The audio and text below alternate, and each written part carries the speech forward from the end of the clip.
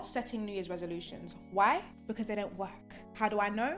Because you set one last year and the year before that, and maybe even the year before that, and you didn't stick to it. A lot of people struggle with setting big goals and they hate to admit it. But what you actually need to work on if you really want to see change is your choices, your daily decision making, and how to make those choices stick. And I'm going to share with you what I did that helped me dramatically change my life for the better.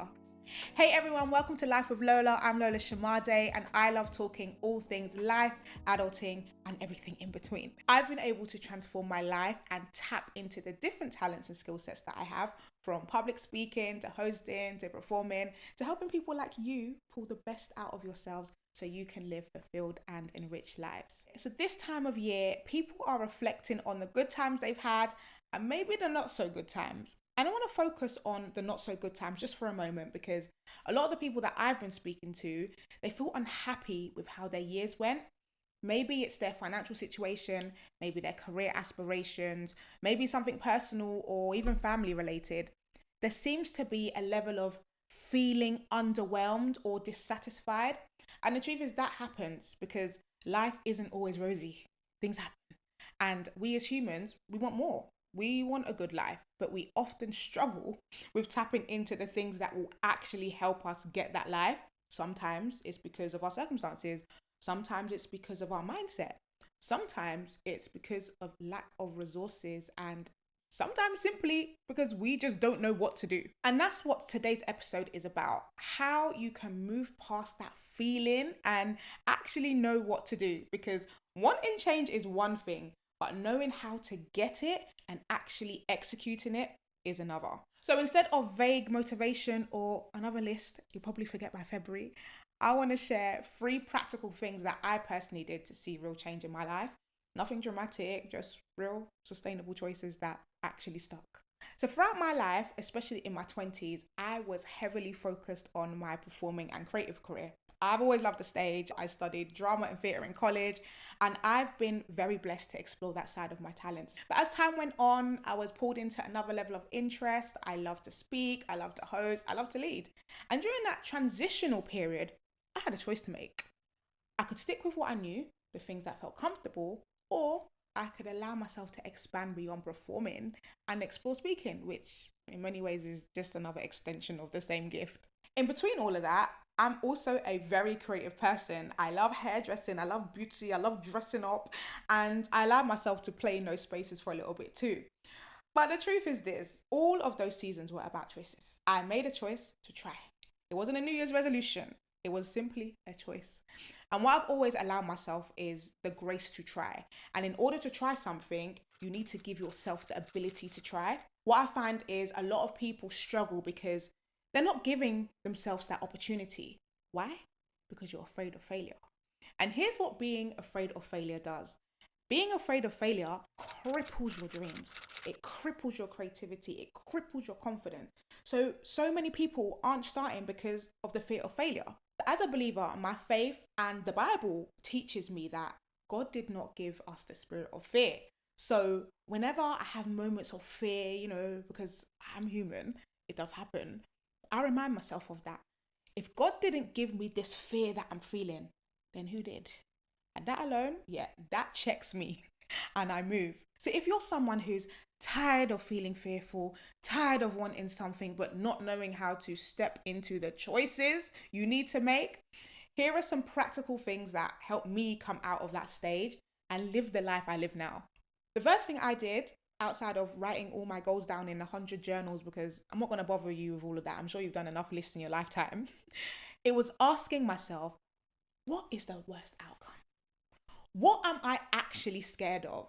And when I did that exercise with myself, I realized I was afraid of being seen, or at least afraid of being seen trying.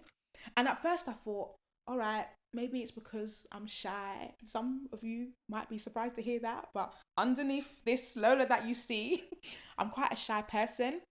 But then I asked myself again, why? And I went deeper and deeper until I reached the real root of it. Whatever your root is, that's what you need to tackle.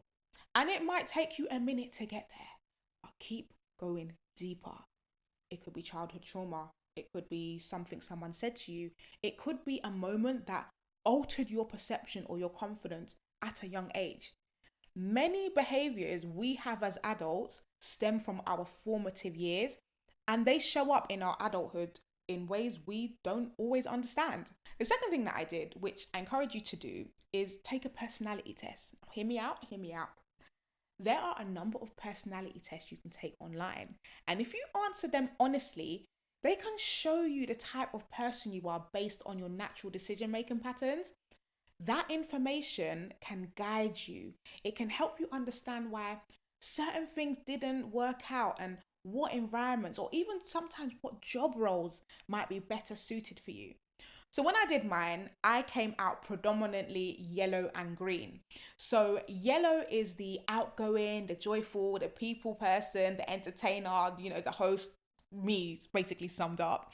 And then the green is the inclusive person. So the one who wants everyone to feel comfortable, the nurturing personality, and so on. But I also have traits of red and blue. So red is the go-getter, straightforward, no fluff. And then the blues tend to be the analyzers and the observers. Understanding that helped me realize that I am big on people and community. So when I'm making decisions and I feel uncomfortable, I can ask myself, which part of me isn't being fed? If a role or a space or even a relationship doesn't honor the parts of me that naturally show up, I now understand why it can often feel misaligned. This applies to you too. You might be in a job, an industry, or even a situation that does not honor your personality, it doesn't honor your vibe, it doesn't honor your spirit. And you're reading your discomfort as failure when really it's just misalignment. A personality test won't solve everything, but it will give you understanding and it's a starting point. So, the last thing I'd add, and as cliche as it sounds, is this: you just have to do it. But you can use the 3-2-1 method that I use.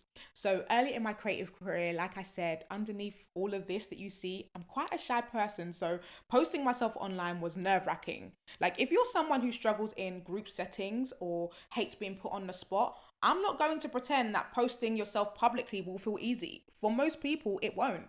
So here's what I did. I'd edit everything in advance, got it ready, and then I would go 3-2-1 post and put my phone down. I wouldn't overthink it. I wouldn't stare at the screen. I just posted and then carried on with my day. I did that for a long time. I did that for a long time until that shy, that anxious part of me just started to calm down. So later in the day, I'd, check the comments, reply, engage. You do whatever you need to do to manage the beginning. Once you build momentum, it gets easier. You start to realize that, okay, that wasn't that bad. Let's see if I can do it again. And I believe you can use that approach for anything in life. Anything new, anything uncomfortable, just go 3-2-1, do it, and then just ride the wave. At the end of the day, this is mind over matter. Life is all about the choices you make and the faith to follow through. That's really what it is. Rinse and repeat. I've had moments where I've struggled too, but I'm human. But every time I boil it down, it comes back to the same thing. The choices you make and the faith to make them. And the faith that even if it doesn't work, you will be okay. And if it doesn't work out, you didn't die. You could always try again another time. And if you're feeling overwhelmed or overstimulated, take a moment, rest, but don't quit. There have been many seasons where my attention needed to be elsewhere. And people may have read that as me quitting. That's fine. But I know the truth.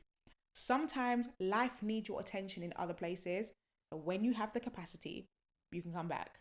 So don't worry about setting resolutions. We're adults. We're busy. If you're a millennial like me, look, this is not the season of writing down 10 million resolutions. We don't have the capacity. We need structure, we need metrics, we need practical systems that make our choices doable. We don't have time for all the fluff. We need simple, straightforward steps that allow us to say, let me try this and let's see what happens. I hope you found today's episode useful. If it resonated with you, please share it with a friend who might need this. I also offer one-on-one coaching. So if you want to book a discovery call, whether you need a fresh pair of ears, you're feeling stuck, or you just don't know what your next move is, that space is there for you. What I find is sometimes you don't need more advice, you just need someone who can see things from a different perspective. And that's what I can do for you. So book in, let's talk, let's figure out what's holding you back, and let's get things moving. The link is in the bio. All right, guys, thanks so much for tuning in. Have a blessed rest of your day, and I will catch up with you in the next video.